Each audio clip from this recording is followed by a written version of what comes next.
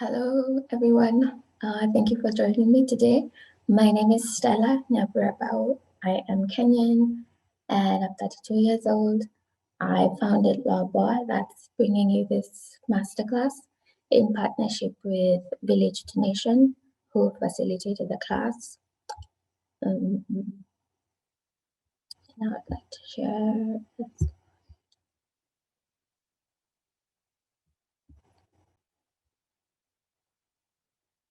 I'll be your host for the session on climate risks. We'll look at the global context, the African and Kenyan contexts. Before every class, I like to make sure that as we get started, you have pen and paper. So please note down anything that grabs your attention or you think is important for your own reference later. Also, I challenge you to engage one other person in this conversation. Try to communicate something new that you learn here today, not only to educate them, but primarily to better your own understanding so that you're confident in what you've learned. That's the whole idea of this class. I'm referring to the Feynman learning technique because climate information is often followed by behavioral change. So if you can communicate climate change, there's a chance that you then inspire action. But obviously, this action must start with you.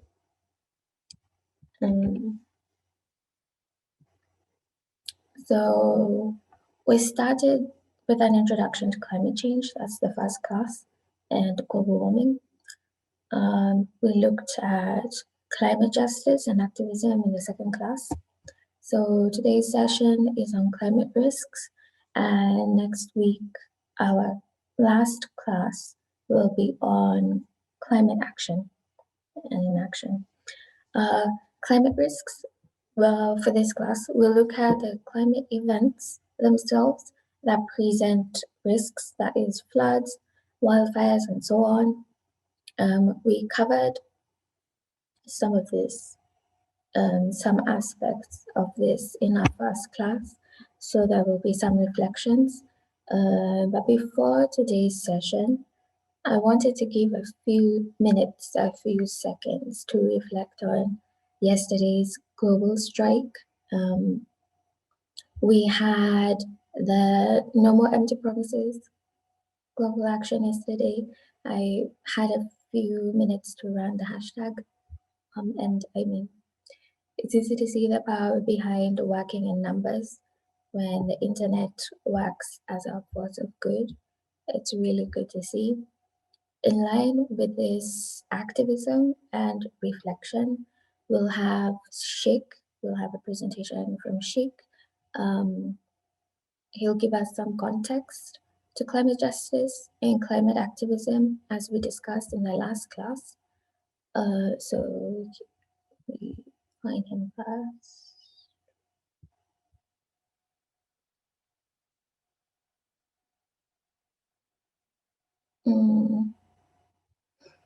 So this is Sheikh. He's Indian, a member of the XR Global Support. He started the partnership working group to build trust and mutual relationship between XR groups around the world. Being a young activist and very passionate about climate and the ecological crisis, ecological breakdown, degradation, all of that. He joined XR to raise awareness, especially as his city, Mumbai, is pegged for submergence by the end of the century. Therefore, responding to the existential crisis, climate change, for him is a personal concern. I was just curious to have him on because his perspective on this question will be global. It matches up well with yesterday, I feel. So here's Sheikh sharing his views on how climate injustice has led to climate activism. Hi, I'm Sheikh. and I'm from India but live in Singapore. And I'm responding to the statement climate injustice has led to climate activism. So I think there's a lot of different thoughts that I have about this because it's a very interesting statement. As I understand it, climate injustice refers to the phenomena wherein people who have contributed the least to the ongoing climate crisis are those that suffer the most. And the fact that most of these communities that are suffering are those that have already been on the margins and been vulnerable to various kinds of injustice makes climate injustice even worse. This involves farmers, fisher people, others who depend on natural resources for their livelihoods and are having to face loss of produce, loss of fish, erratic weather, but also includes those living in unreliable physical conditions that are now becoming climate refugees, those that already have it difficult on a daily basis and now have to walk longer and longer hours to fetch water, to find food, especially women. But it also refers climate injustice to the destruction of our future and the war that is being waged against future generations by poisoning their lands, water, air, and destroying the delicate ecosystems balance that has existed for millennia to enable human civilization to survive and thrive. So that's what climate injustice is, and therefore, climate activism for me refers to an emergent and a particular kind of resistance against the toxic system which is causing climate injustice. But much of this activism was born in and continues to center on the voices of those who are not directly impacted by the crisis, such as you know, activists in the global north, activists from more privileged parts of society. And I think the strongest or the most authentic voice that are part of mainstream climate activism are perhaps those in Fridays for Future and other youth groups that are fighting for the future, their future, and the future of those to come. However, there are increasing numbers of people from the global south participating in climate activism, such as me, such as you, who's watching this probably. And while we are definitely more vulnerable than our global north counterparts, we are still not those on the front lines. And therefore, I think for me, much of climate activism today can be understood as being performed by those in allyship with the most affected, or those targeting the toxic system that is responsible for the climate crisis, but also a number of other problems that exist in society, and therefore kind of acting as in solidarity, you could say. So, having explained those two things from my perspective, I think that as someone engaged in climate activism pretty much full time for the last 2 years in different parts of the world, I see it as the broadening or the opening up of the historical resistance against colonialism, capitalism, developmentalism, and other forms of imperialism to a broader and broader audience that was previously not directly affected or didn't care enough. And the reason why climate activism in itself as a term does not have much weightage or much mobilization around it in the global south is because environmental activism, which refers to resistance against exploitation of people's natural resources, and which is a historical struggle spanning centuries, um, which indeed concerns the immediate needs of people, as I mentioned earlier. It's a far more pressing and unresolved issue than to talk about abstract, global, and future oriented notions of carbon emissions and changes in atmospheric concentrations and complex planetary systems and so on. It is therefore much more simpler and effective to talk about climate and ecological injustice as something that's immediate, that can be connected to the day to day struggles of the people, and which is also a result of the economic system, whose hegemony has led to permanently destroying ecosystemic balances that have existed for centuries and that have nurtured diverse communities. And this destruction happening on the whims and fancies and interests of few big corporations and corrupt people that are threatening the extinction not of countless species but also of cultures. So, a good way to illustrate this. I will play the rest of that in due time. I just wanted some context or background. Context to yesterday's global action. Mm, back to the slides. So the highlights for today, we'll go through climate risks, as I mentioned, global context, African, Kenyan. And so I will start with defining climate risks. And as I go into it, I think you can appreciate why these classes get to a point where they are sort of conjoined, because we're talking about the same thing, just spotlighting different aspects as we go along. Yeah, for this class, I'll start basic. What is climate risk? And I feel like I should compare this to something that's relatable to everyone. I feel like everyone's fallen, so I can use fall risk. Everyone's fallen at some point, I believe. Yeah, that makes it extremely relatable. Yeah, so fall risk is basically risk related to falling. We've fallen when we were little toddlers, learning how to walk, from crawling, from the sofa, from all kinds of places we've fallen. And then this falling at old age, I feel like those two extremes are where falling possibly happens a lot.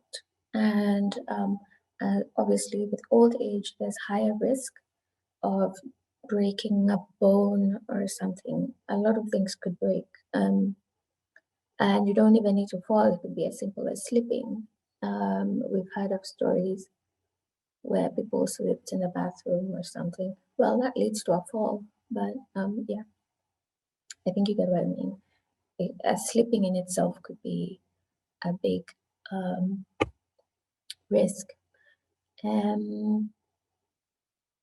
So I feel in the same way, climate risk means risk related to climate. In this case, we're talking about climate change and we're talking about weather events. For example, risk related to floods, you can say Asia is at high risk, risk related to sea level rise. Definitely coastal areas are at high risk. And I think coastal areas around the tropics, I will confirm this, but I think the centripetal forces of the earth and the bulging at the tropical zones possibly means that there's also going to be a lot more water drawn to that area. I need to confirm that. But yeah, coastal areas. So climate risk is exposure to these risks and includes a consideration of the impact they have. That is the degree to which they affect a region, a people, a community, a system, a thing. Because the same risk of floods in Asia, if you transferred that to Africa, would have a completely different impact. It's the same thing with the falling as a toddler and falling as elderly. You know, a toddler could fall from a couch, from the cupboard, and possibly cry for a bit, have a bit of bruises, probably nothing major happens, probably. I haven't tried it. But with old people, the elderly, I think falling from the couch, from a cupboard, no, just walking up and down the steps could be a whole situation. So let's start with the global context. Before I continue with that, I think this has been the methodology of running this class. I ask a question and we review that after I do my presentation. So in your own words, what are the global climate risks we face? You can go to pollup.com, enter the username, it's the same every time, LKE050, and answer the question. As I attempt to define it in my own words, we'll review, well, instead of defining, it's giving the context in my own words. We'll review some of the answers afterwards. So, as mentioned, climate events in a previous class, climate events are becoming more and more coordinated, more frequent, maybe bigger magnitude. We're seeing a lot more random things happen in very short spans of time. It's more regional than national, definitely. Again, the reason for a good global understanding of the issue, because it gives your local context a bit more perspective. So most prevalent events, we talk about droughts and floods. We know of typhoons in Southeast Asia, Philippines, Bangladesh, really bad weather there. We also know of forest fires that have been there for ages, actually. I read this that it's part of nature. I think most people know this. Yeah, because I've seen it in documentaries. It's part of nature and balance. Um, Fires. I don't know why I'm attracted to the flames of a fire. I just felt like I wanted to say that. Speaking of fires, it's part of nature and it's part of balance. Um, the point is we don't want any triggered by climate change because of dry lightning, because those are not part of the balance. So by part of nature, I mean, and part of this balance, I mean, a forest fire helps clear undergrowth, like, I think this is the Amazon, I've heard of this. Giving room to other seedlings or fallen seeds to sprout and grow because now there's exposure to sunlight. We also know of heat waves. We've heard of, I mean, in Africa, I think, I don't know if we call them heat waves, but it's just high temperature. um, I've heard of the term heat wave when we're talking about Australia, Europe, and other places. I think in Africa we just call it high temperature. Maybe because it's the norm. Yeah, maybe. We also know, yeah, I've heard of Europe and heat waves. No, I think I'm trying to recall Paris. There was a story about public pools. There was a time that was a really big thing, and cool rooms and water fountains. Yeah, so there's droughts and heat waves in Europe as well. And these are becoming more and more intense in different places and regions of the world. Weather event means different things, as you can see on the slide. Some places that's typhoons, as I mentioned, I think mostly Southeast Asia. In others, that's desert heat.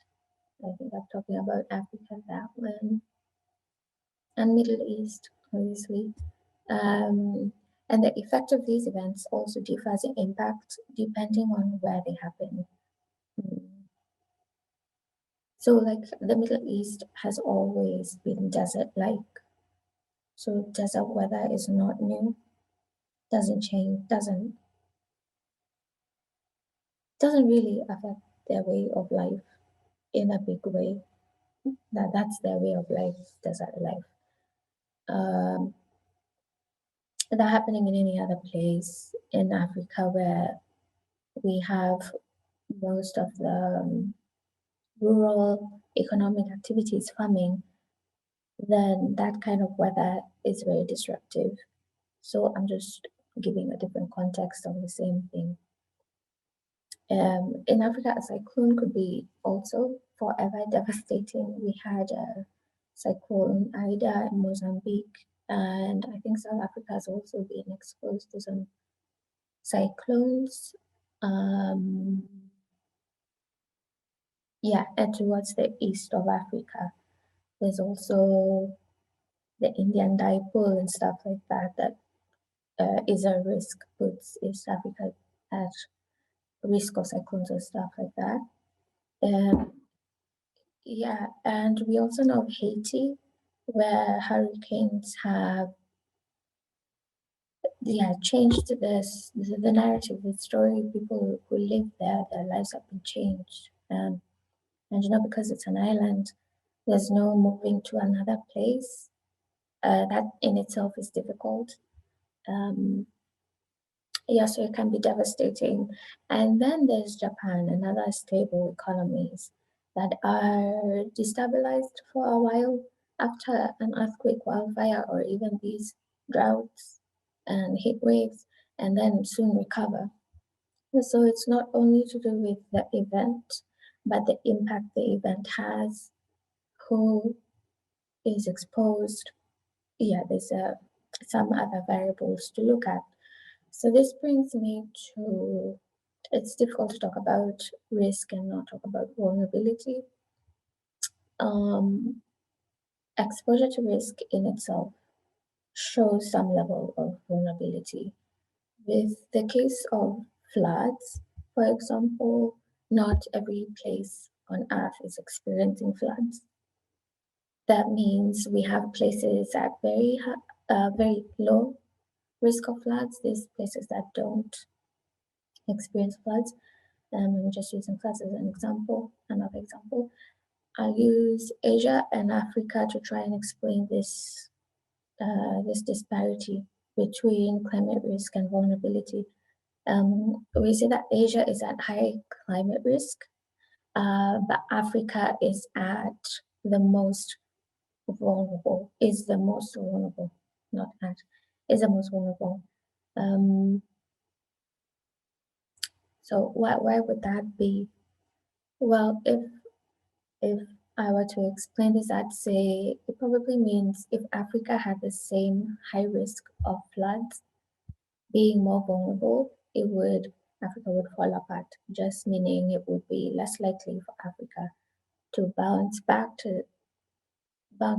the same way Asia bounces back. It definitely points to Asia bouncing back to some extent, even with all the risk it's exposed to. So this bouncing back is better than what Africa's situation would be. So they're exposed to high risk, but they're not the most vulnerable. So that tells you there's something, there's other variables at play there. So climate risks have varying effects on various people depending on this vulnerability. It could be infrastructural, it could be ICT development, but in general development, and adaptive capacity. I think they go hand in hand. Flood might affect, for example, me living in the city very differently from how it would affect someone living in informal settlements here in the city. We would both be exposed to floods, the same risk, but our living situations, our surroundings, I think this refers to our adaptive capacity, our ability to cope, would mean we'd have different experiences of the same event. Also for them, the weather events could further root them deeper, exacerbate their position in this vulnerability state they're in, increasing their vulnerability. I mean, from the main event, the weather event. There are spin-offs of that situation that makes these vulnerable people even more vulnerable, like a lack of water, lack of clean water, that is, because floods pollute water sources. You know, a flood is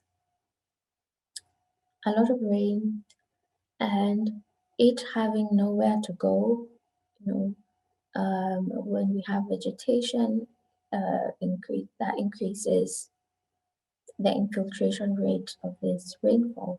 When that's not happening, and in urban areas that happens a lot because we've built and everything is brick and mortar, there isn't much room for this rainwater to be absorbed. So what happens is it runs off. As it's running off, I think we all know how our, well, our surfaces, our environment, our surroundings can contribute to the pollution of this um, water sources, because the runoff is going to come and carry all of that trash with it.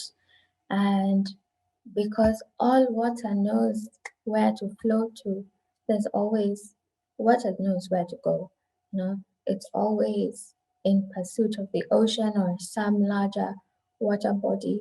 So if people go to these water sources for drinking, then as the runoff is heading towards those water sources, it's taking a lot of pollution and dirt and trash with it.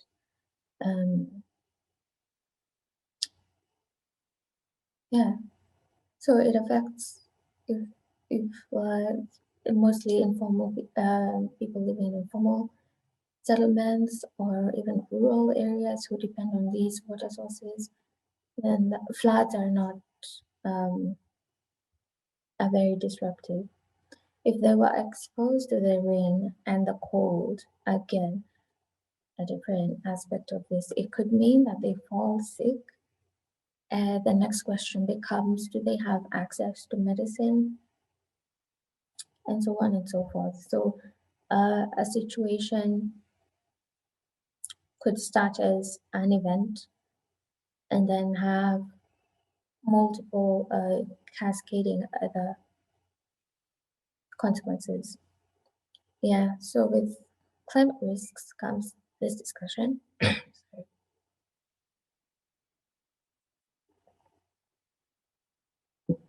This discussion about how it affects different people, different regions, and knowing the level of vulnerability is a good way to tell, um, yeah, the kind of impact the weather event can have and the kind of impact different weather events will have. And high vulnerability means more negative, more negatively affected. Um, yeah, as an assessment of the vulnerability, you can use there's a livelihoods vulnerability index, and that would tell you how vulnerable a livelihood is, whether people are farmers or fishermen.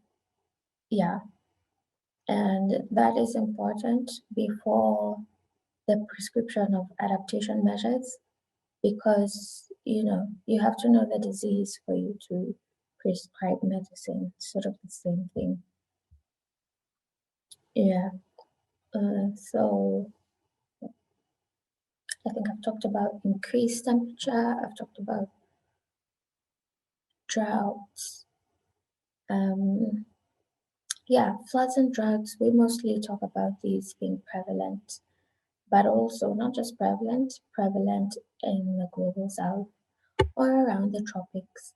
Let's just call it that, around the tropics. And so this is sort of like, because our temperatures are not, we don't have winters, it's tropical weather.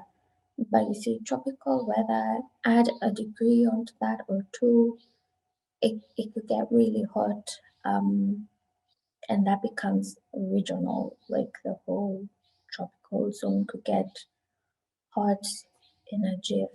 And we talk about Africa warming 1.5 times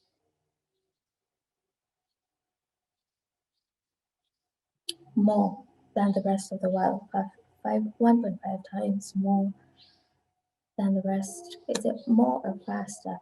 More than the rest of the world. So in my head, I keep saying this, and I don't want it to be true, but we have Sahara Desert to the north, and the Sahara Desert is definitely spreading. Um, along that belt, the countries along there, you can already tell there's a lot of tension already. Climate change has this effect on people because it means a limit on resources like water and food. And what that then does, it means that whatever resources are there that are reduced resources, and the populations we know in Africa is multiplying. So you end up with less resources than you had before, but to feed more, to attend to more and more people. And this obviously leads to conflict because people want to have access to these resources, and there's no rhyme or reason to allocating limited resources to everybody. They're limited, you know. Yeah, so along the Sahara Desert, I feel that it's triggering some conflict, some sense of heightened, even politically. Senegal, Mali, very recently, I think Mali was a coup, Senegal was probably ongoing right now. I think some people were captured. There's a hashtag free Senegal. I haven't gotten to understand what's going on there. But I know some people are captured, and there's a crackdown on, let's just call it limitation on freedom of speech. So internet and social media is limited. So I don't know what's going on in Senegal. We know about Nigeria, and I don't know if that's to do with climate change, but there's always when you peel back the layers, there is always something that leads you back to the natural resources and them not being enough, and you have different communities saying this is ours and this is in, and the government wants a hold of that resource, and so on and so forth. Yeah, talked about typhoons. Wildfires, we've had wildfires in actually even in Kenya, but I think that was short-lived. The Congo forest fires have been burning for quite a while, and this goes back to when the Australian fires were happening, probably even before, and lasted long even after. They were underreported. I think with the Congo getting information out is a bit difficult because there's militiamen, and that's linked to politics. That is,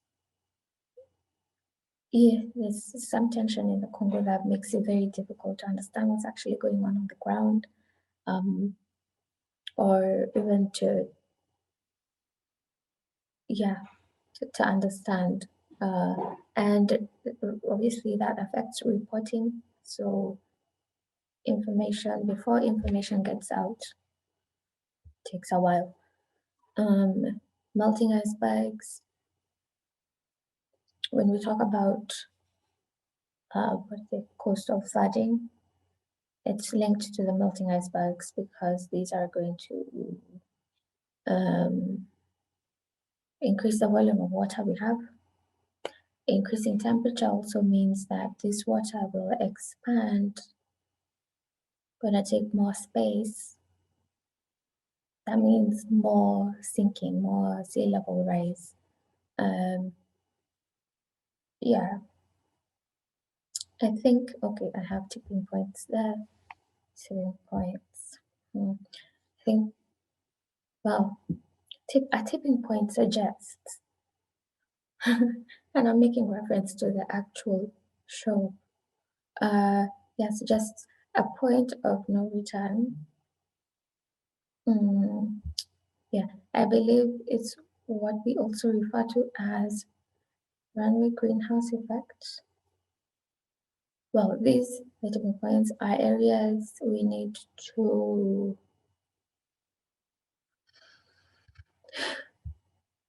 these in balance. And why the scientists are looking at them is because of that. We need them in balance.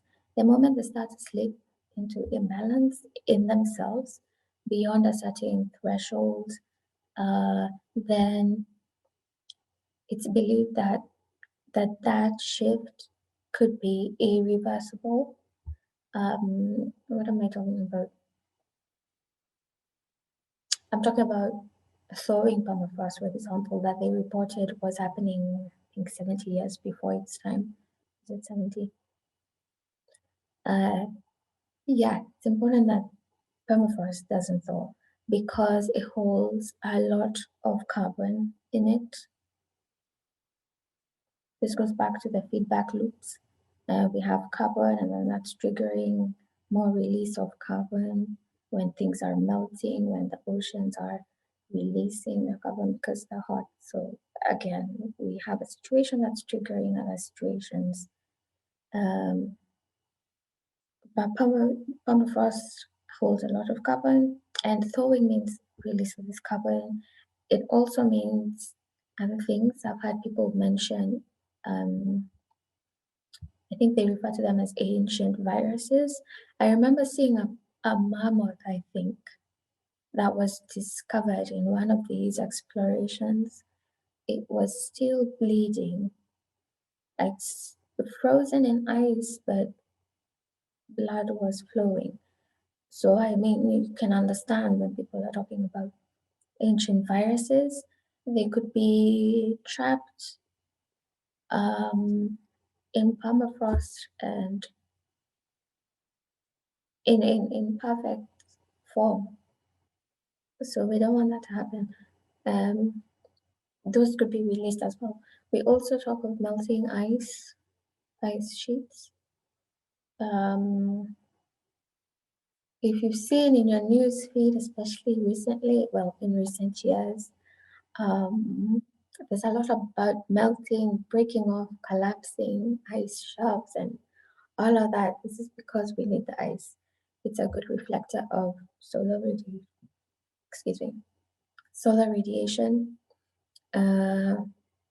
But the more it melts, the more our coastlines, as I mentioned, and the submergence of some islands. This is why for islands this is really a big risk. Yeah, so it becomes more and more a reality when all this ice is melting. The submergence becomes more and more a reality. We also talk about the Amazon, the lungs of the earth, at least are supposed to be, because also in my newsfeed, I've seen that it's possible that the Amazon is contributing more carbon than it absorbs now. I, I, I think I'm torn. I think that is a human-induced situation that we've heard about the Amazon and the defenders. There's a situation there where there's a lot of deforestation, and this degradation could be triggering this release of carbon, and if you're cutting trees that have been there for ages, there's a different way that these trees sink carbon as compared to like a tree that you planted today or is 5 years old or 10 years old. Yeah, there's a difference. So I feel like there's a lot going on there. That could be released from the soils in that area as well, especially if this deforestation is to do with burning. Anyway, that is me hypothesizing. Yeah, these are among the tipping points that scientists are keeping their eyes on. In the first class, I mentioned feedback loops. So the hotter it gets, other carbon storage facilities, such as soil and the oceans, start to release their carbon so that you have these separate systems starting to reinforce the warming of the planet, reinforcing each other. It's the same conversation when we talk of the tipping points, where instead of balance in a system, climate change is causing a breakdown. Yeah, and then the effect cascades so that these different systems degrading separately that start to consolidate to enable to accelerate altogether into a crisis scientists are warning the world about. At, at that point where these systems sort of interlock into crisis mode, it will be a lot more difficult to address climate change at that point because we're not there yet, but we can see that we're heading there. It's very different from where we are now. We have a chance to stop ourselves in our step, because that's where we're headed. We need to stop ourselves where we are in our step. Yeah, it has to be very drastic. That kind of response to this has to be very drastic. What's happening with the slides? Yeah. So how are these risks that are happening right now that we know about, that are in motion, how are they affecting us? How do they affect our livelihoods, for example? Why is it a big deal? We'll get the Indian perspective from Sheikh. So this is just the rest of what he was sharing before. Case is of the immense interconnectedness of so-called climate activism with the needs and actions of those on the ground, and those facing real-time impact, is that of the ongoing farmers' protests in India. So while there are a number of issues related to state violence and disregard for democracy and constitutional values that lie behind the protests, at the bottom of it really is the exponentially increasing plight of farmers, who are mostly, like more than 86% of whom are small land holding less than 2 acres of land, belong to marginalized communities such as those at the bottom of the caste system in India, or those socioeconomically marginal, and they have been multiply impacted by the globalist world order for the last half a century. And while you can trace the roots of the crisis to the caste system, to the taking away of lands by colonizers, by rulers, by upper castes, the most immediate crisis starts at the Green Revolution, where American corporations and governments looking for markets to flood their harmful pesticides and the industrial agriculture machinery with, decided to expand into the global south, and particularly India, Indonesia, many of these countries, um, which in turn called the Green Revolution, but really only benefiting a very small number of bigger farmers who could use these industrial techniques on their big lands, led to the destruction of indigenous farming practices, of disrupting local soil nutritional cycles and water cycles, which in turn led to the longer term fallowing of farmlands. So that was the first, and then there was the liberalization of the Indian economy in the 1990s, which further opened up farmers to direct competition with industrial actors, both local and global. Um, and basically they were at the mercy increasingly of bigger firms and having to plant commercial crops increasingly and having to deal with the pollution of nearby bigger farms, of both of their soil, of their water, of their air.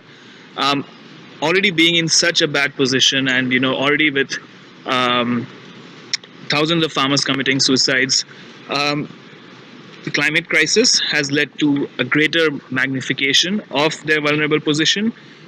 For a country that is largely dependent on monsoons for its crops, erratic rainfall has yielded many farmers without crops and further exacerbated their debt. India, as you might know, is the farmer suicide capital of the world. Um, Also, climate change has led to drying up of water tables, of extreme temperatures that lead to wildfires, that disrupt local ecological cycles of species, of communities. And yeah, so this is the situation where Indian farmers are at, and therefore they have every right to protest and demand radical transformative reform. And it might not be thought of as a climate activism or a climate injustice, but it really is, because climate is something that further exponentially makes worse the crisis and the problems that people on the front lines have been facing. And every single climate activist around the world that identifies with climate issues, I think, has a responsibility to act in solidarity and to amplify the voices and to provide their support to Indian farmers, to Filipino farmers, to those on the front lines, indigenous people across the world who are fighting against corporations, and all these other people who are really right now facing the climate crisis, the climate emergency, and have been in many cases for many years. Yeah, it's not something for the future, it's something right now. So that's what I think. Hello, this is Pauline Owiti from Kenya. Yeah, Pauline will come on a lot later. Not now. So, as just a reflection on what Sheikh was talking about, I think the recent uprising of Indian farmers was it made news, I believe, at least on social media. I remember seeing Rihanna mentioning something about it, so I believe it got some proper publicity. We heard of I think it's Disha Ravi, one of the Fridays for Future activists from India, who was arrested for standing with these farmers. It was a situation, it was, I believe, global. Many activists came together to stand with the Indian farmers. I don't know where that situation is right now. I think it's ongoing. I knew about the Indian farmer suicides, but I found out about it very recently through a Ugandan friend, Annette. I'd never had it before. She explained to me that that's what actually triggered her to be an activist. You can understand why this risk, combined with other human factors, so I'm talking about climate risk, combined with other human factors at a global scale, make for a perfect storm, as Sheikh explained.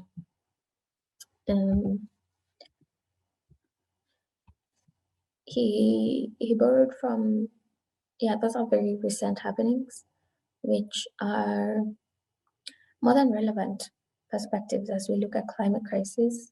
He was able to juxtapose that in the bigger frame of the human contribution to the disaster, globally, well, but specifically in India.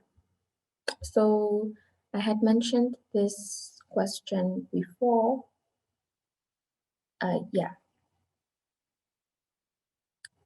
What are the global climate risks we face? So let's have a look at some of the answers we have there. We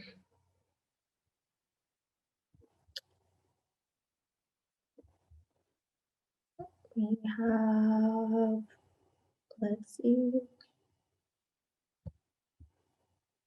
the first. What's the question again? Global climate risks. Okay, the first is very short. Heat waves. That's the answer. Oh, maybe they came back and there's a heat waves and hotter days. I believe that's the same person. Then we have typhoons and crazy rainy seasons. These are probably people listening to the class right now. Higher temperatures, unpredictable weather patterns, dry lightning and wildfires, dust and water scarcity. Definitely listening to the class. I'm not saying that you guys can come up with that by yourself. It's just the coincidence is too much. I heard that the hotter it gets, there will be more locust invasions. Now, this I didn't mention. More locust invasions or insect invasions, possibly also pandemics, a result of rodents and stuff like that. Yeah. Is it's definitely what we say, because like with the locusts, as I mentioned, I think in a previous class, what happened was, in the last class, rain fell in a place that it usually does not. Now that place, we're talking about the desert. So desert heat plus this rain and that humidity is perfect for breeding. So you can imagine going into the future, having really hot days, and then this really weird erratic rain that just comes and goes. And having bugs and insects and all that kind of bad stuff.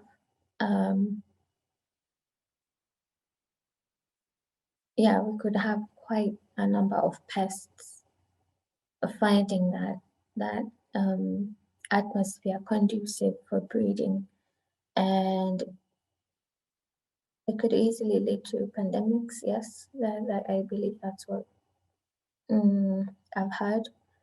But with reference to COVID, I think with COVID, that was just, it was us, and like with the Amazon forest, how we keep going into these places that we should hold sacred and stay out of, because they have a role to play.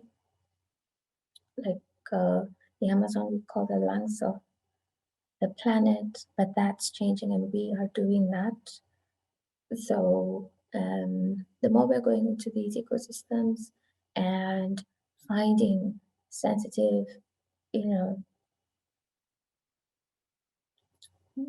bio life, sensitive life there, and that interaction that is not supposed to be there. If you leave those places be, then bats will pass the virus on to other bats. They might die, they might not. but that is within their bubble. When you go into those ecosystems, you're exposing yourself to that, and that is on us. Yeah, it's not so much climate change with that one, I think. I think that was just us. Like with the, as with the main cause for climate change, us and environmental degradation, going into our natural resources, exploring and exploiting our natural resources without room for regeneration or the room to breathe. So we're not letting the planet breathe at all. We just keep taking and taking. Yeah, I think it's the primary reason for all the problems we have. In a nutshell, I think we can move on to the next. There should be a review. So, review. This is a review of the keywords that we have covered there, that we are still going to see more of as we go into the African context and the Kenyan context.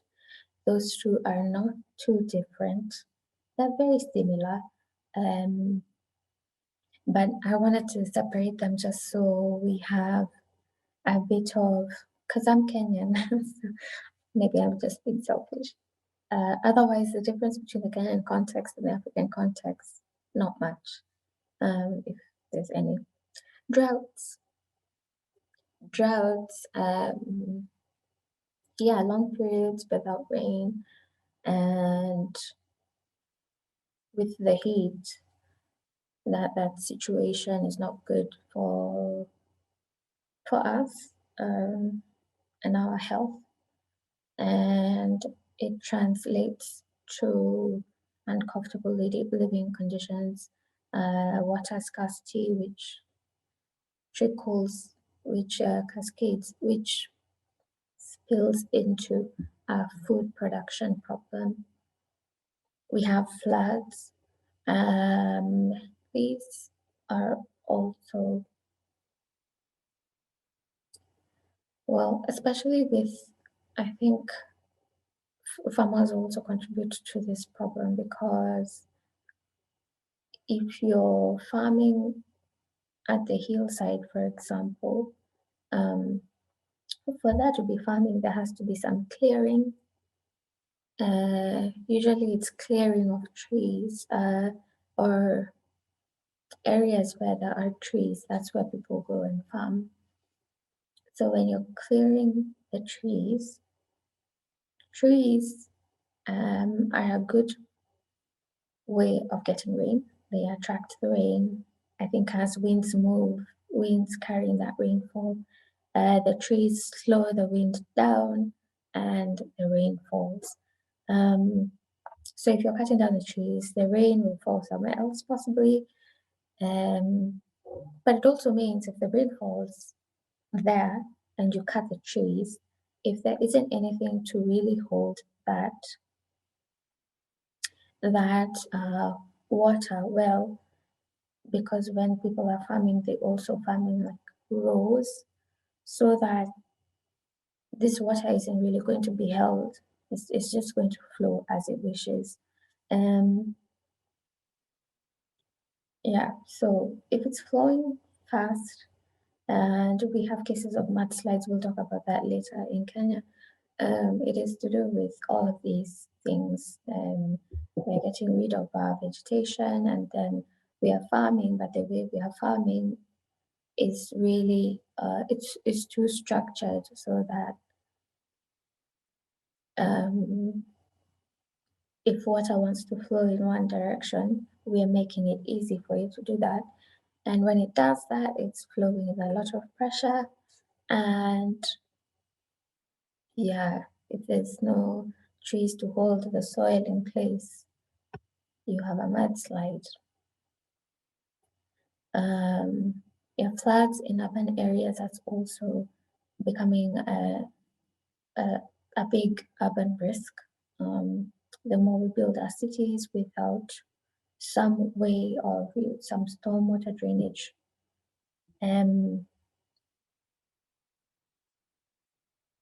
considerations, then you easily get a flood. Yeah, I think that's all I have on floods. Temperature increase. This is the hallmark of global warming. That's just what it means, temperature increase.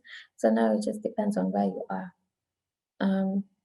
Because if you live in the Alps, then maybe temperature increase is a relief for you. You know, you have less of winter and freezing and cold and that gloomy situation, and you have some warmer days. For you, that might be good.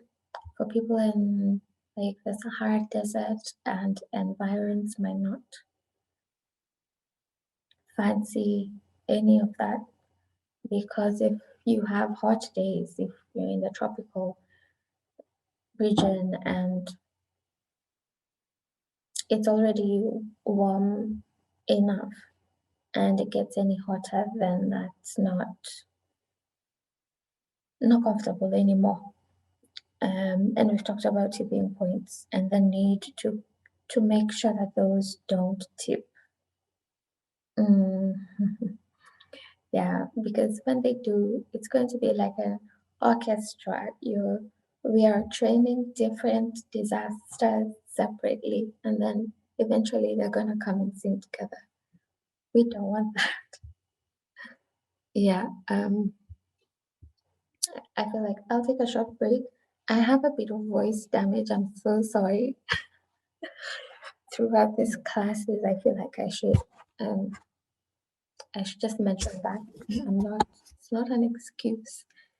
My voice does not travel well. So yeah, bear with me. And this is just my voice. It's always like this. Yeah, we're gonna take a break and I will be back in a very short while.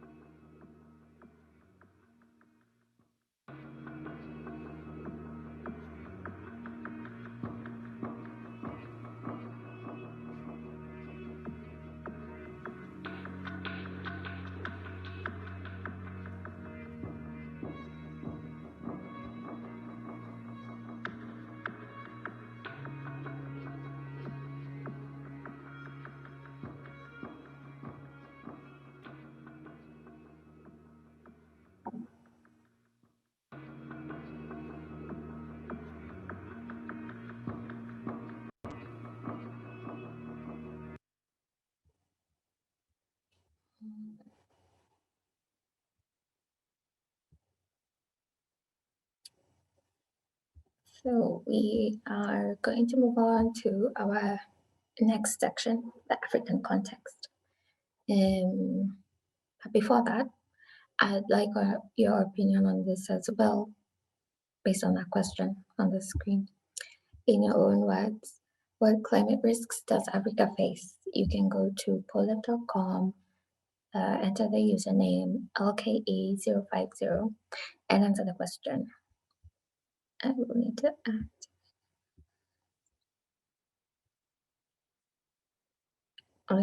Just going over to activate the question. Okay, there we go.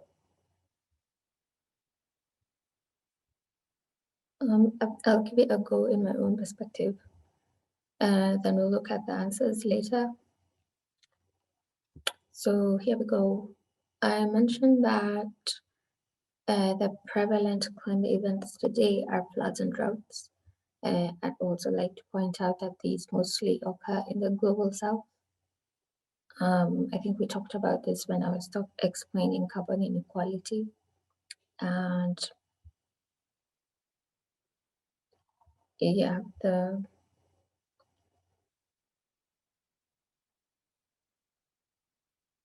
how that links, how that loops is intermingled. What am I trying to say? How that is related to climate injustice, the carbon inequality. That the ones who are least responsible are the ones who are dealing and facing the most risk. In Africa, where agricultural goods are the main export, agriculture is the backbone of our economies, and we have most of our rural livelihoods are farmer livelihoods, and highly susceptible to climate change, by which I mean droughts and floods. Because farming is mostly by small-scale farmers, and the small-scale farmers rely on rainfall. So, yeah, they feel the impact of droughts and floods the first before anybody else. As an African problem, we have locusts to the east of Africa, which have the same effect. If you have crop in the farm, they're going to go and eat and clear the farm.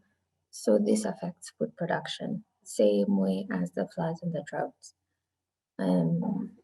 Again, the people who feel that the impact the first are these farmers.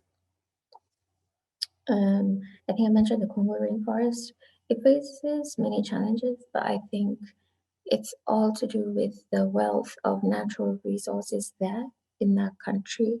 And these issues have been there for quite a while, since colonial times. And this is why I feel the country is in the state it's in.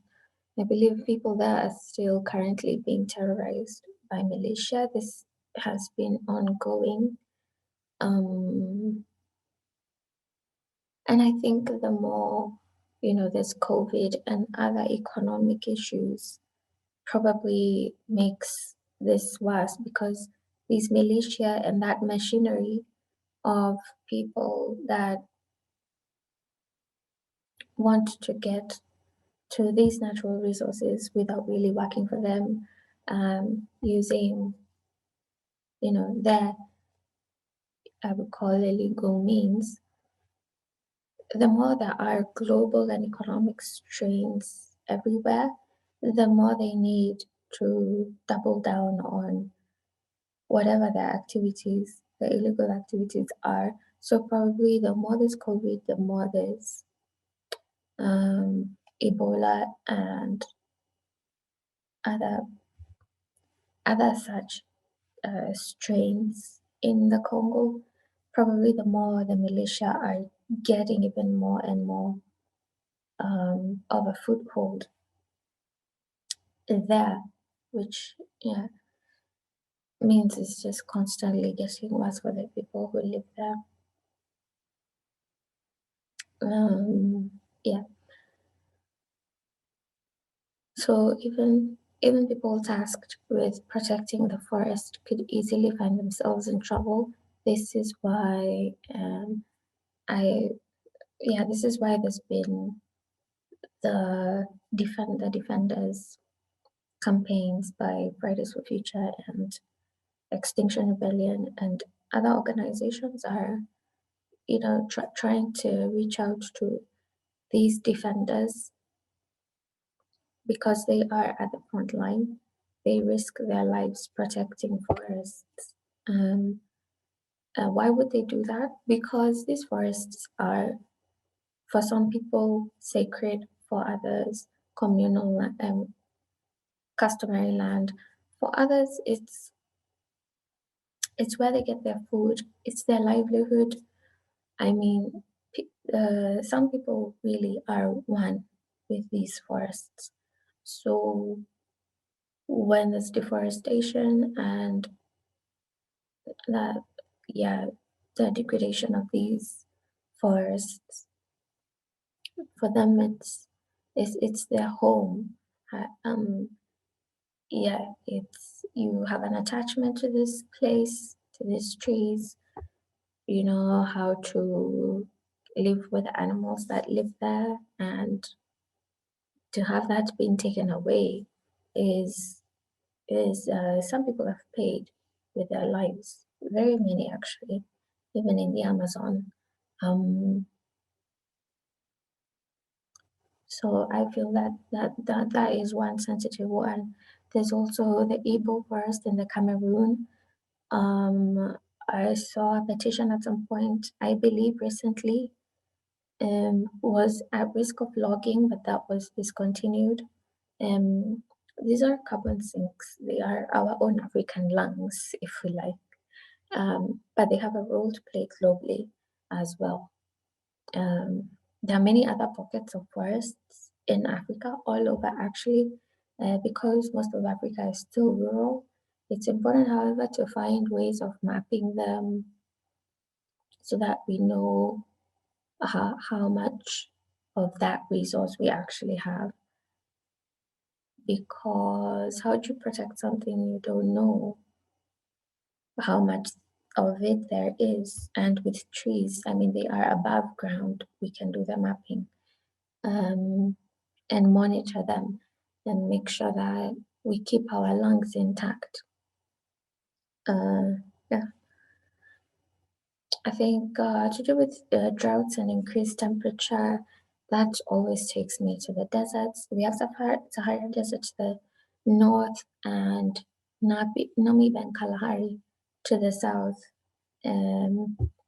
So this continued desertification and increase in temperature and use of pesticides, all of that doesn't help the situation. Yes. We also have the Nile, whose source is the Lake Victoria, which for a really long time I didn't understand, but I think I got there eventually. But around the Lake Victoria, there's been flooding, as Pauline will explain in a bit. It is the source of the Nile, and these weather changes affect how much water gets to the upper Nile. Yeah, so droughts will translate to water scarcity, and there's people up the Nile who depend on the Nile to farm. I think Egypt is mostly like desert-like, and the Nile helps with farming. So when it gets dry, you can imagine the kind of disruption that is there.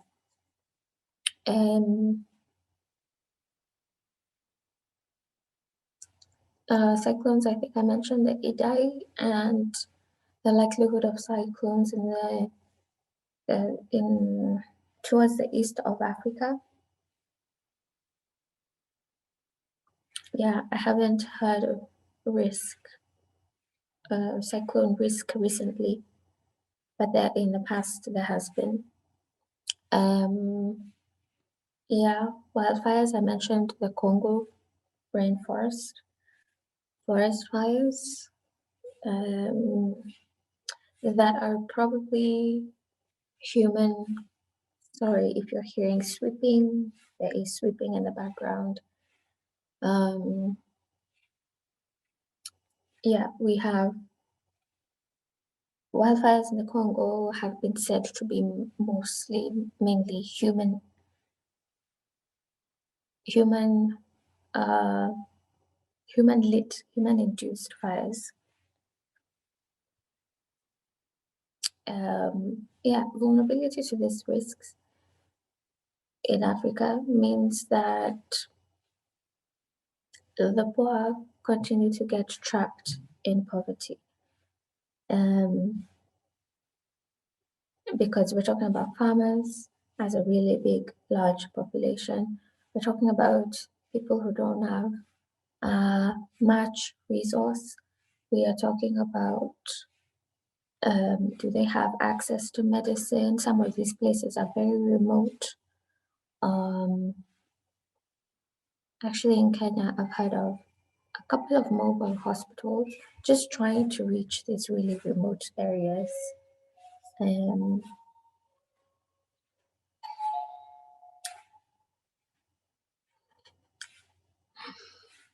um, and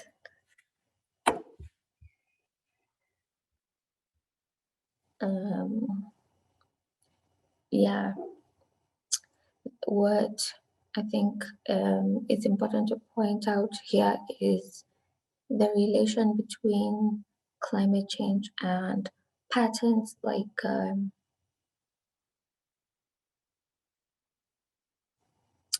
hostilities, migration. The correlation is very high. Some of these things, if you look at the face value, might not relate back to climate change, but if you peel it back, just peel back those layers, you will find that it often is about resources that people don't have access to and therefore are causing havoc. Wangari Maathai used to speak about that with reference to, because she was a political leader, she spoke about that with reference to having peace in a country, in a region, making sure that people have access to natural resources and just so that everybody feels like they are accommodated. Yeah, because as soon as they feel like something I deserve, I am not getting, as soon as that happens, there will be no peace. Yeah. So along the Sahara, I feel is the reason why there's a lot of unrest there. Around the Congo, we know that that is because of the natural resources that are there. So also, when there's a lot of resource that is not properly managed, that in itself can be a crisis. And we know that during the colonial times, there were some systems that were laid out then that dictate that these resources, even though they belong to the people who live there in these countries, they are most deserving. Even though that's the case, you find that some of these, the sweeping is back, you find that some of these resources are still being channeled out of Africa, where they belong, for whose people they should be contributing to, economically, socioeconomic, development-wise, everything. Yeah, there's a lot of wealth in Africa that is being realized elsewhere. And I think that's the main thing with Africa. And the more it gets hot, I feel, like the French government has been known to be, I don't know if this is the correct term, a bit ruthless with their power over the African,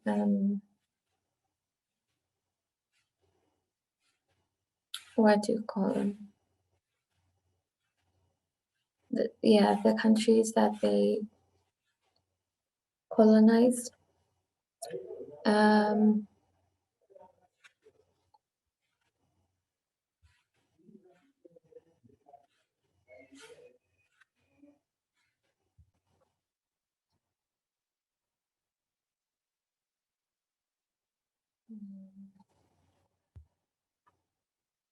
we'll look at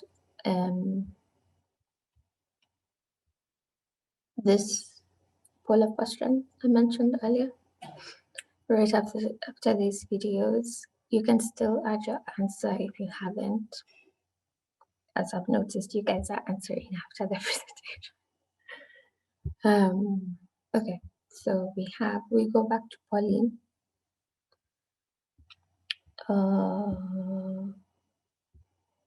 So she's involved. Sorry, I don't know if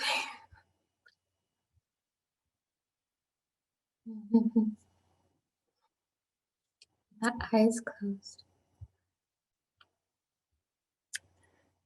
Yeah, the following is Pauline Owiti. She's involved in the mock COP as an organizer and delegate. She's a youth policy advisory council member in Kenya.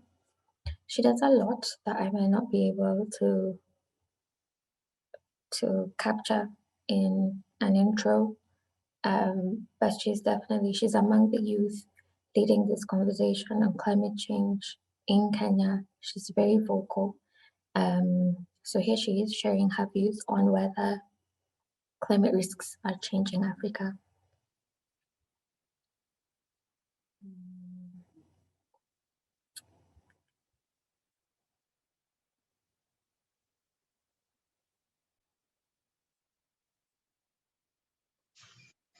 Hello, this is Pauline Owiti from Kenya. It is actually evident that climate risks are changing Africa, right from human health to water and to food, and we can also say economy in general. You find that there have been prolonged droughts in some parts of Africa that have led to malnutrition and that have later led to some severe cases of death of animals and also human beings. In other places also, we have had like floods. Floods have led to like loss of lives and also increased rates of malaria cases and also cholera cases. Taking example of where I come from, I live around Lake Victoria, and we have had floods last year. And in every homestead, you find that every week, or rather every month, you have to find that somebody that have been affected by malaria. So malaria have become a common thing in my area due to the floods that we witness and that have led to the rising level of water in Lake Victoria, and also the cholera cases, because we heavily depend on water from the streams and the rivers, and these floods have mixed with this water, and therefore the water is not really clean, and the cholera cases have really risen. We could also say that most of the economies in Africa rely heavily on agriculture. And what type of agriculture? It's actually the rain-fed agriculture. So with the changing climatic condition, rain-fed agriculture is not suitable because it have led to low yields currently. And with the low yields, most of the population have not been able to be fed, and this have led to hunger cases. In some extreme, it have led to poverty, and poverty have brought much theft cases and war within the community, our people living within the community. Looking at the economical impacts, we have, due to like these effects or other impacts of climate change, the government and other organizations or institutions have put their money or resources on solving these impacts. Like you find during drought, they want to provide food and water and shelter to people. So the most of the resources have been directed to such initiatives. And with this, you find that most other sectors are lagging behind, leading to like imbalance in development within the community or within the economy. Thank you.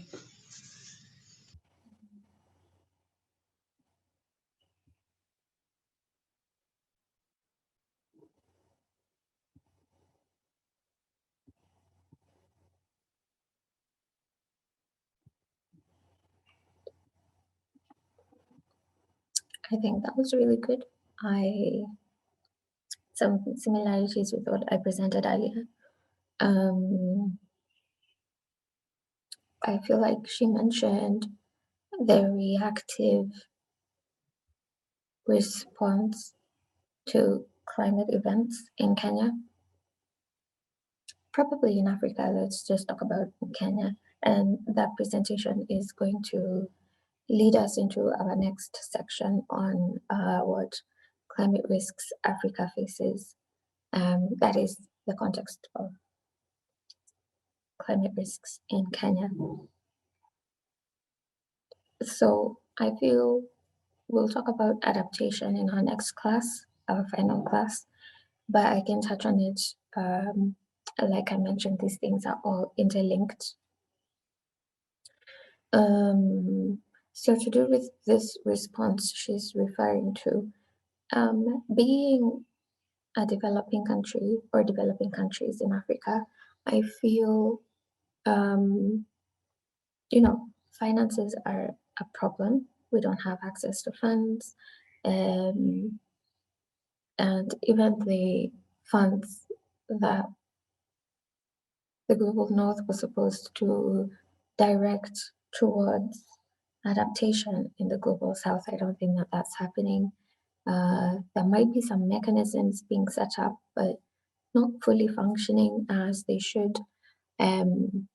So funds in that direction are scarce. The point is, for a developing country, this money that is being channeled to responses that are reactive is a lot of money and should actually go into prevention. We always talk about reducing the exposure to risk. When you do that, you reduce the amount of damages and losses. In effect, what we're saying is when you put adaptive measures in place to reduce this exposure so that people don't have to suffer the flood, for you to come in with the food aid and the beddings and everything, it leads to savings, which for a country that does not have finances, limited monies for this kind of thing, that's what should be done. We should be looking for savings as opposed to, because climate change, these floods are going to keep coming, and we're going to keep hearing of the same stories about flooding in Budalangi, in the Lake Victoria is a common one. Coastal floods at Mombasa should not surprise anybody. We know about these things. What are we doing about it? Are we waiting for something to happen for the government to go and do something? Or are we preventing the damage so that there's less disruption when it happens. You know, so I feel like, yeah, she spoke about the reactive response, and I felt I had to mention about it would be better if it were proactive, if this risk was reduced long before it happened, so that people are also not too dependent on government aid, so that people know they have options. This is also part of adaptation, but the delivery of early warnings should come along with, you communicate what the response should be, what people should do when they get a warning. For example, if it's at the coast, do you want them to retreat? What should they do when they get the warning? So that you empower people with this information. They're not always waiting for you to save them. They can save themselves because the government is limited. It cannot go everywhere. And if climate change is going to make these events more and more rampant, then that just means the government will be even more limited in trying to access everybody to get them the aid they need. So what the government needs to do is to sort of transfer this responsibility to the people. You can educate somebody so that they are able to help themselves when the time comes, because I feel like this is something that was in a study I read about Japan doing this, because they understood. Okay, so you see, even in Japan, if the government can reach everybody, trying to do that in Kenya it's not going to work. It's not working there. It will not work here. And just because of the kind of machinery, and the systems we have, they are very different. If they're not able to hack that, we're limited. So in Japan, that was the thing. Government knew they couldn't reach everybody for aid. They have earthquakes, and that's a bit. It's the damage with that is another type of damage. It's the losses are a bit more extreme, I would say. So the responsibility was passed on to community and passed on. There was a couple of layers. I need to look into that so that I can cover it in the next class. But it shows you that you don't have to feel you need to do it. The responsibility has to be on you completely. No, you can pass it on to other people, help themselves. And it could be simply starting with the information. Information is empowering when people know that this warning means ABCD. When I get it, I should do ABCD. You probably save a lot of lives because people know, okay, when I get this warning, this is a high risk warning. I get the children and elderly away from this place first, and then I come maybe for documents and anything else that's important. Some method that makes people feel less panicky. When you know what to do, it helps. It helps. So I feel like that's what the government needs to do. Needs to go into more proactive measures, educating, creating awareness, just as much as the government can do to reduce the risk exposure. So I believe we have not looked at the responses. Okay. Yeah, so the question was, what climate risks does Africa face? Let's see. If I'm going to get the answers that I've been presenting here. Sorry, it's sweeping still in the back. I can hardly hear myself.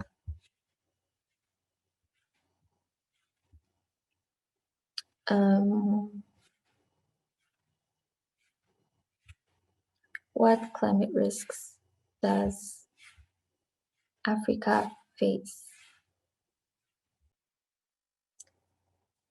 I believe there's less noise now.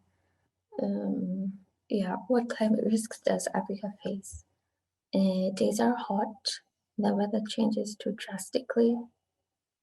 It's really hot one day, the Met, the meteorological department, I know that is saying stay indoors and take lots of water. The exact next day it's raining. Madness. I think this is a Kenyan. This is exactly what happened. Is it this week?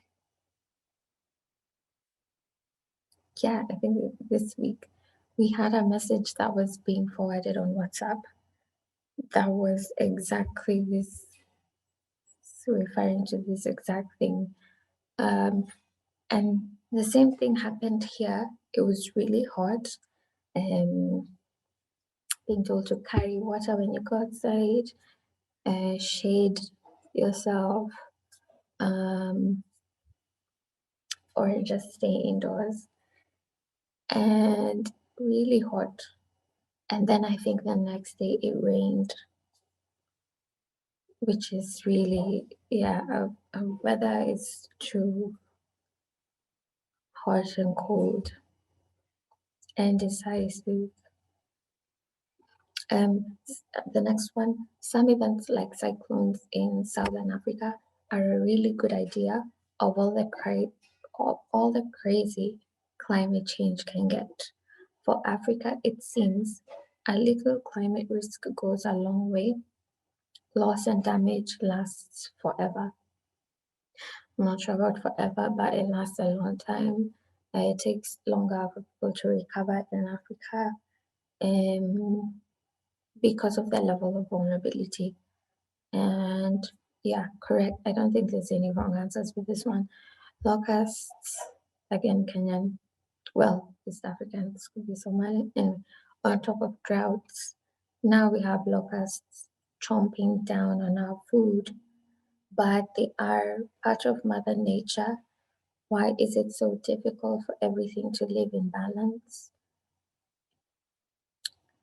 Well, because things are not in balance. Climate change in itself is imbalance. There's the main problem here being an amount of CO2 that is a level that is off balance, which is creating a cascading effect of other things that are, tipping off of balance. So I feel like, yes, locusts are, I feel like this person is in such pain just trying to understand what's happening. Okay. Locusts are part of Mother Nature, and this is, I really don't know what to say, because like with everything, I feel like just going back to balance is what makes sense for me. Like with CO2 again, out of balance. With locusts, that was a situation with the weather, the rainfall patterns that were out of balance. The locusts, when they're in where they're supposed to be, because these are desert locusts, they're fine. When they're there, they're fine. We're not harming them. They're not harming us. They're not disrupting our food.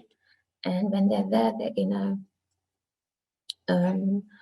a small population probably that is able to survive with the resources that are there for locusts and they're comfortable. But then when the rainfall happens there and it's not supposed to happen there, and then you have a situation where things have gone out of balance.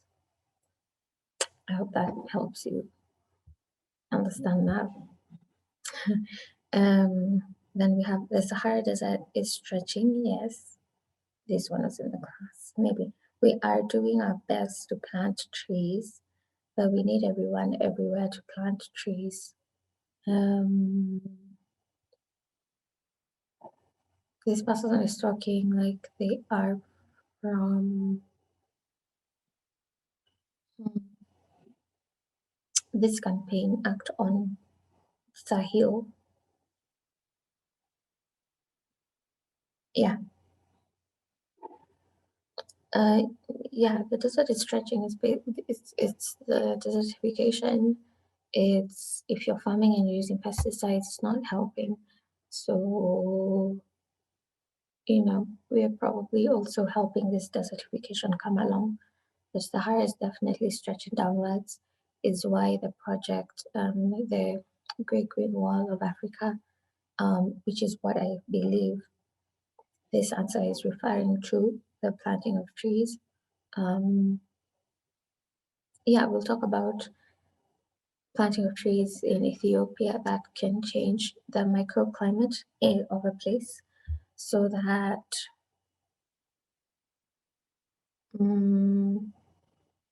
the weather, I mean, if it was really hot and not getting any rainfall, the Ethio's project, Ethio's trees project, they were able to change the microclimate to get rainfall there, which increases water access to water and reduces conflict or hostilities. It's possible that even just planting trees where you guys are could make a difference. Obviously, people need to be planting trees everywhere, but we know that in other places the opposite is happening, deforestation. So I feel like where you are, if you're planting trees, if you can do that, you do that. Yeah. I believe I go back to the slide now and yeah, vulnerability. Yes, I think we've discussed that. I don't know if I've exhausted the point, but it's basically referring to Africa's ability to bounce back after a climate event. And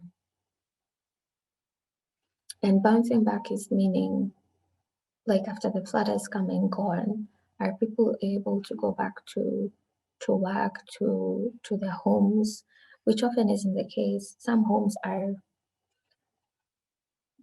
taken away with the floods. Some people, their cattle, even family members sometimes go with the floods.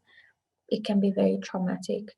All these things are, and especially if we're talking about the poor populations, when a house goes, that's literally, everything that somebody has is in the house. When it goes away with the flood, they lose a lot. So yeah, it's different losses for different people. They're losing. It might not have much value, but it is everything to them. And yeah, increased temperature.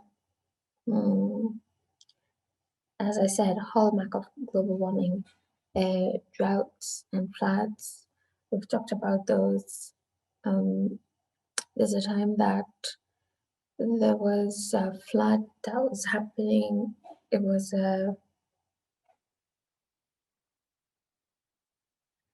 like in the race when you're passing the baton.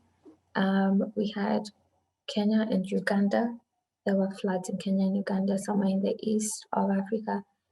Very soon after, you hear about was it Cameroon, then Senegal, and another chain of countries started getting floods at around the same time.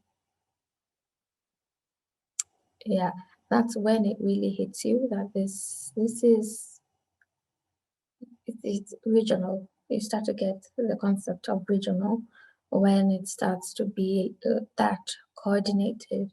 Um, yeah, so I feel droughts are important to look out for because Africa warming 1.5 times more than every other continent means it's not good.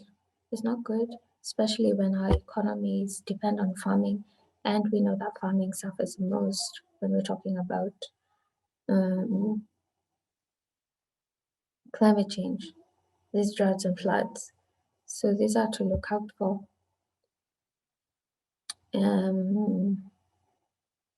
I'll actually skip the break so that we can go to the next bit, which is really very closely related to the previous on the African context.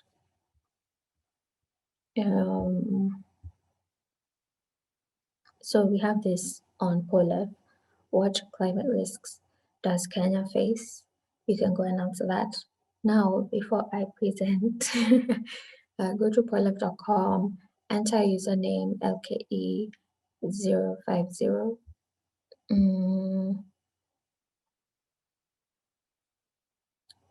Yeah, okay.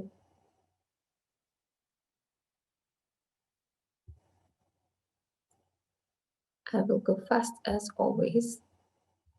Kenyan context. I'm trying to figure out if I haven't mentioned all of these. I have. I will speak about them in the context of Kenya.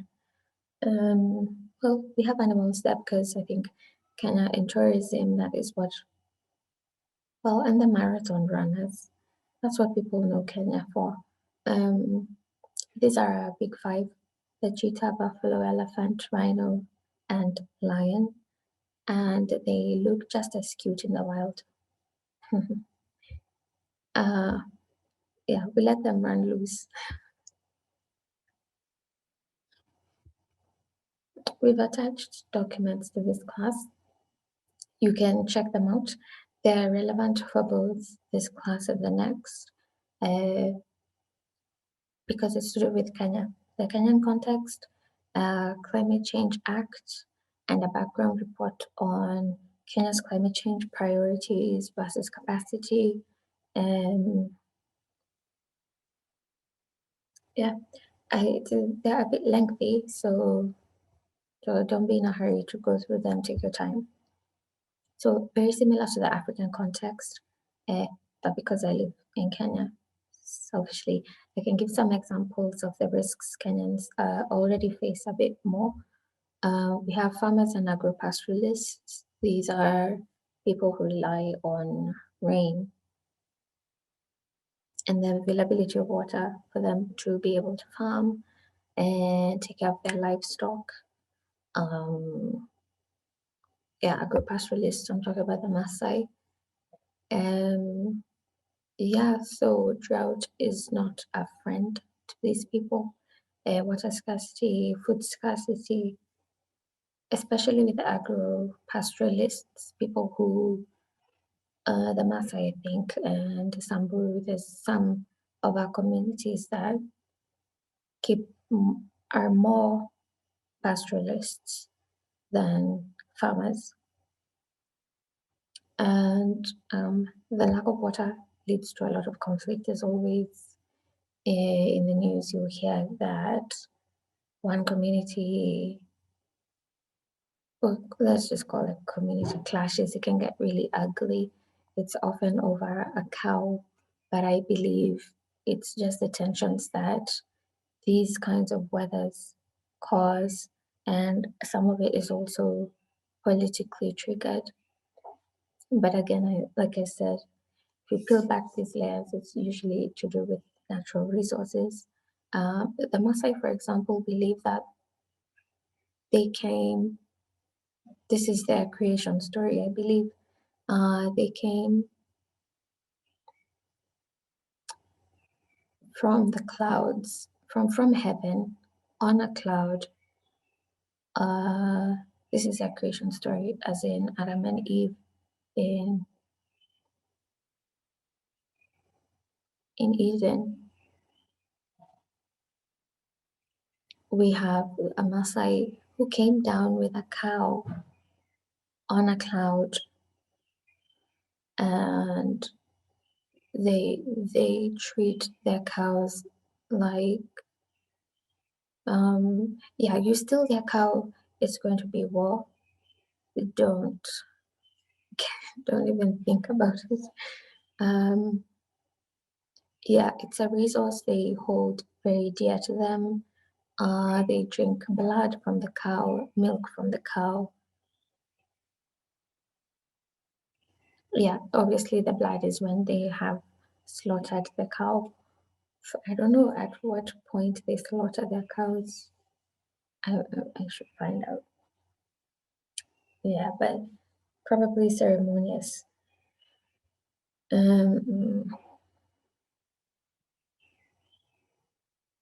Yeah. So we have also these conflicts and migration, especially to the northeast of Kenya. It's very dry, arid, semi-arid.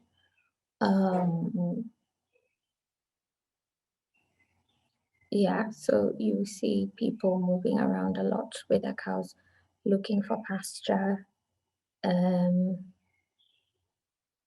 But sometimes also because of conflicts, you'll find that people move.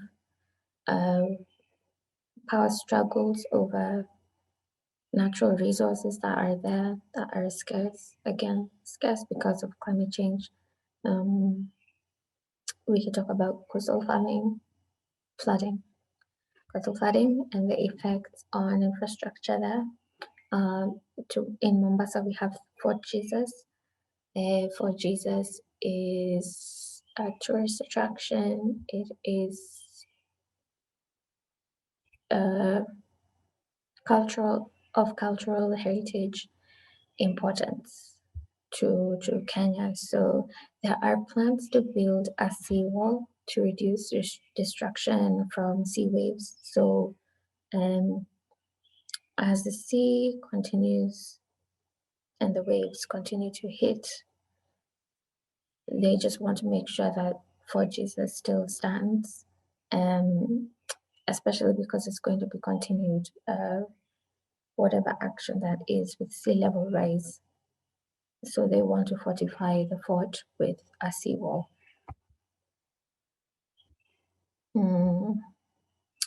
Yeah, which is probably the right action along the coast because it's already fortified. I mean, it's built on rock. Conversation cannot be to retreat, can't move. Seawall is probably the best thing. And it's not exactly on the beach. You know, when you're putting up infrastructure where there's sand on the beach, you have to be very careful. There have been cases of maladaptation because when you put up an infrastructure, a structure, when you put up a structure, sea waves usually, again, this is nature, this is balance. Sea waves come in with, let's just call it sand. They come in with material and take away some. That's coming and going, washing up stuff and all of that. That action is part of nature, is part of balance, is part of how we have beaches. But if you build something on the beach, you interfere with this action so that if there was like silt or stuff material coming with the wave, is not deposited here,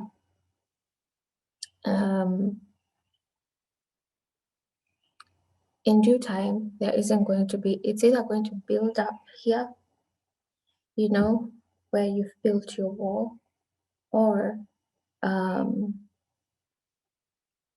going to wash up somewhere else and too much of it there, so that all of the stuff that's coming is also going away instead of just washing up and spreading out. And the wave comes, brings a little, takes a little.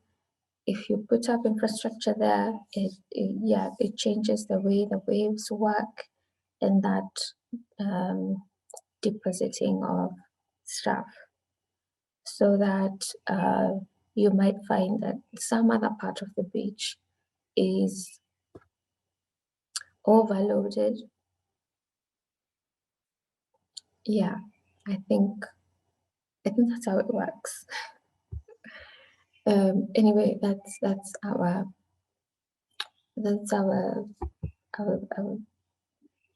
our, our coastal area, Mombasa situation, or Mombasa and surrounding coastal beach area.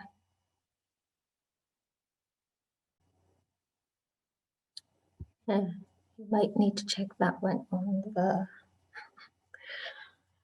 seawalls and erosion, where you put structures along the beach. It's not good for nature or biodiversity around the area. Again, you're disrupting the natural balance. So anyway, when you're protecting property, not property, like I said, for Jesus is really on a rock. I wouldn't consider it on the beach. It's on a rock. You can put a seawall there. On the beach, it would be, yeah. There's a case in Senegal that I think I will discuss as a maladaptive measure in the next class. Where doing something on the beach ends up having the exact opposite results, because, like I said, those waves work in a certain way. They're washing up, and when you disrupt that, the waves may overcompensate on the other end, on another end, where that wasn't the plan. Yeah, so I will cover that in the next class. In Kenya, we've had hailstorms. I think this was in Nyahururu. It made news because this was a place that has never had snow, but it looked like it was snowing. It was very unusual and very white. You don't see that here. I remember seeing videos of kids, and grown-ups are like playing in the snow. It was that weird. Yeah, and every old person who was interviewed said, my whole life of being here, I have never seen this. So yeah, some weird things continue to happen. We have Mount Kenya that I think had an iced snow cap. Yeah, but that melted away, just like with the icebergs melting. So, and Kilimanjaro, I believe, is facing the same risks. I think there was also forest fires on one of those mountains. So these are not cases that we are not aware of or are not experiencing already in our own backyards. It's already happening. dust, I think, comes with the heat, and there's a lot of that. So if for people who have asthma, chest problems, that will be something that they notice as one of the things that comes along with climate change and these droughts and the heat. Mudslides, as I mentioned earlier, mudslides, especially because of farming on hillsides. So when you bring down trees and these trees have roots that hold the soil together, if you get rid of them, then when it rains, it doesn't matter if you're farming or, farming is partly loosening up the soil. So if you're doing that, you replaced trees that were holding the soil and the roots consolidated, holding it together in place. What you've done is you've made it easy for a mudslide when it rains, and that soil gets to a point where it's liquid enough to flow. Yeah, that's what happens. Locusts, the locust situation specifically in Kenya, I think I would say I've seen a lot of farmers who've been, who lost a lot of their produce in their farms. You see this all over the news. Has it disrupted food production? Yes. Is it affecting food prices? Probably, but very little. And this is probably because we're used to when food volumes, yields go low, we import from our neighbors. So it's possible to not notice too much. But what's happening is, we're buying from outside the country. That means the farmers who lost their produce, those guys are still dealing with stuff. We may be in the cities, we may be fine, but yeah, not we're economically not fine because instead of exporting, in this case, we're importing.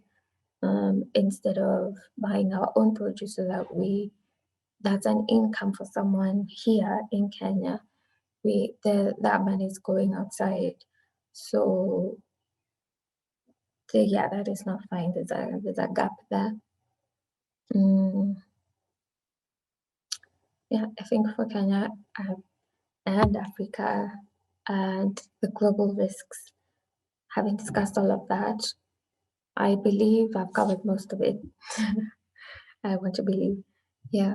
So we look at the question I mentioned earlier, right after the session on the Kenyan context. Well, let's look at it now. What climate risks does Kenya face?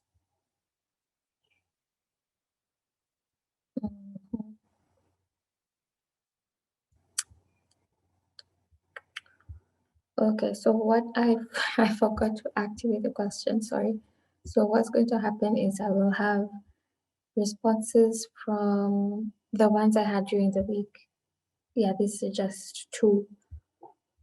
Yeah, sorry about that.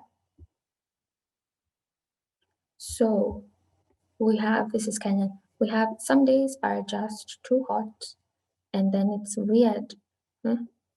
And then it's weird that you hear about snow falling in some places in Kenya. I don't think this is normal. I can see why anybody would remember that snow situation because it was weird for snow in Kenya. If it's not on Mount Kenya, it's weird. And then there's Lake Victoria is rising. People living around the lake should be sensitized about the constant risk of floods. that is true. And Lake Victoria gets its water from some of the highlands around it. So if it's raining heavily, any of these neighboring highlands, then Lake Victoria will flood. The likelihood of these neighboring areas flooding in this day and age is high, which means flooding in Lake Victoria is also high. It's important, as you said, that people are sensitized. Yeah, I know some activists who already do this, and Pauline also, I'm sure, does something related to that. Yeah, I think that's an important point.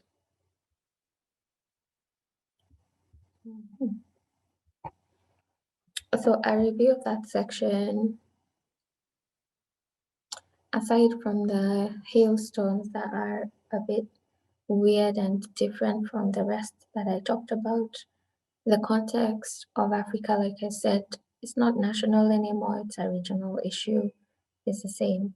So talking about droughts, floods, all of that. Mudslides is not Kenyan specific, or even the hailstorms.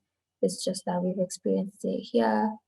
I remember them hearing about those news at the time it was happening. The news, the events were happening. So this is very similar to whatever we reviewed previously.